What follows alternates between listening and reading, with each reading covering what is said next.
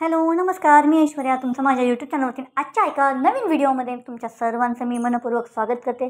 स्वामी तुमच्या सर्व इच्छा पूर्ण करो हीच मी स्वामींकडे देवाकडे प्रार्थना करते आणि आजच्या या नवीन व्हिडिओला मी आज सुरुवात करते। तर आपल्याला सर्वांना काही ना काही हे सारखं पाहिजे असतं देवाकडून।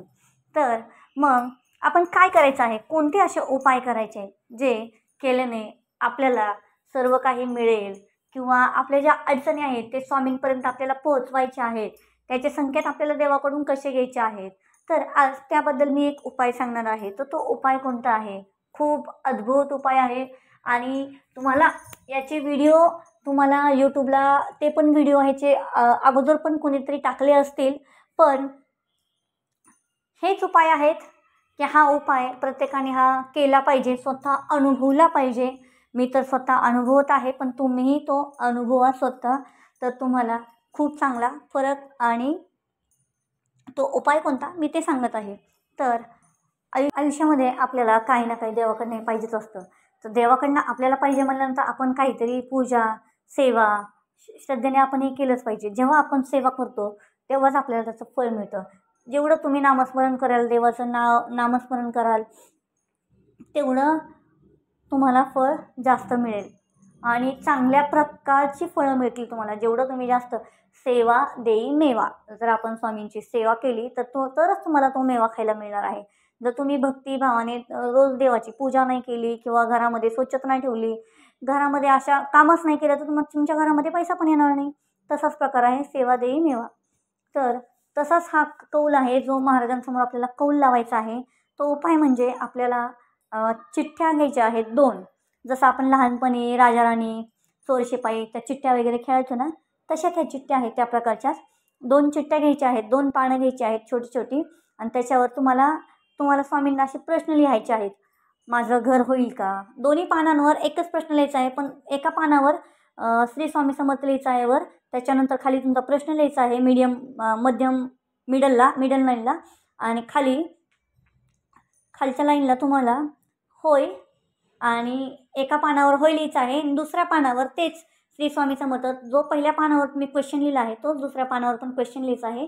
पण तिथं खालच्या पहिल्या पानावर तुम्ही होय लिहिलं होतं, ते सेकंड पानावर तुम्हाला दुसऱ्या पानावर नाही असं लिहायचे, होणार, आणि दुसऱ्या पानावर नाही।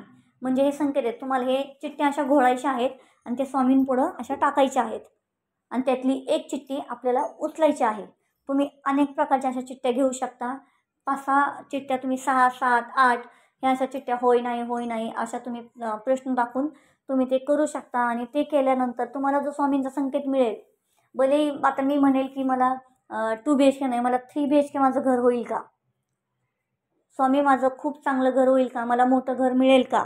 भविष्यात माझं खूप चांगलं होईल का? असे कोणतेही आपण क्वेश्चन टाकू शकतो, त्याच्यामध्ये आपण प्रश्न लिहू शकतो आणि त्याची उत्तरं होय किंवा नाही असे 2-2 एकच प्रश्न पण 2 प्रकारच्या चिठ्ठ्या टाकून आपण करू शकतो। आणि त्यातली एक चिठ्ठी आपल्याला अलगद घ्यायची आहे आणि स्वामींचं नाव घेऊन ती चिठ्ठी खोलायची आहे। आपल्या आयुष्यामध्ये जर चांगलं होणार असेल तर स्वामी ते आपल्याला देणारच आहेत। भलेही मग तो स्वामींचं तुम्ही आज होय म्हणून चिठ्ठी जर घेतली तर आपल्या आयुष्यामध्ये खूप काही प्रगती होणार आहे आणि आपल्याला ते मिळणारच आहे।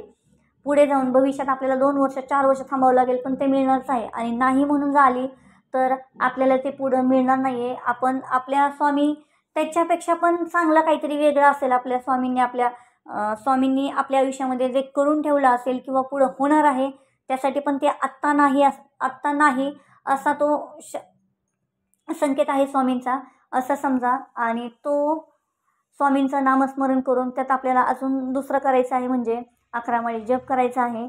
11 माळी जप नसेल तुम्हाला जमत तर 1 माळ स्वामींची माळ जप करा तुम्ही। 10 मिनटं स्वामींचं चिंतन करा, शांत असं देवाचं नामस्मरण करून चिंतन करा। आणि चिंतन केल्यानंतर तुम्ही त्या चिठ्ठ्या स्वामींपुढे टाका आणि श्री स्वामी समर्थ नाव घेऊन ते चिठ्ठी एक उचला आणि जे स्वामींचा संकेत आहे त्याला स्वीकारा। जे आहे स्वामी जे करणार आहेत ते आपल्या भल्यासाठीच करणार आहेत आणि जे आपल्या भविष्यामध्ये होणार आहे ते पण स्वामींच्या इच्छेनेच होणार आहे। तर विश्वास ठेवा, विश्वास ही खूप मोठी गोष्ट आहे। तुमचा जर त्यांच्यावर विश्वासच नसेल तर पुढं कोणत्या गोष्टी होणार आहेत कोणत्या नाही त्याला काही अर्थच नाही आहे। तर स्वामींवर विश्वास ठेवा, अशक्य हे शक्य करतील स्वामी। ह्या नावामध्ये खूप काही लिहिलेलं आहे, खूप काही अर्थ आहेत. अशक्य शक्य करतील स्वामी, म्हणजे ज्या अशक्य गोष्टी पण आहेत ना, ते पण स्वामी करून दाखवतात. तुमची फक्त श्रद्धा पाहिजे, मनोभावे त्यांची पूजा करा तुम्ही आणि रोज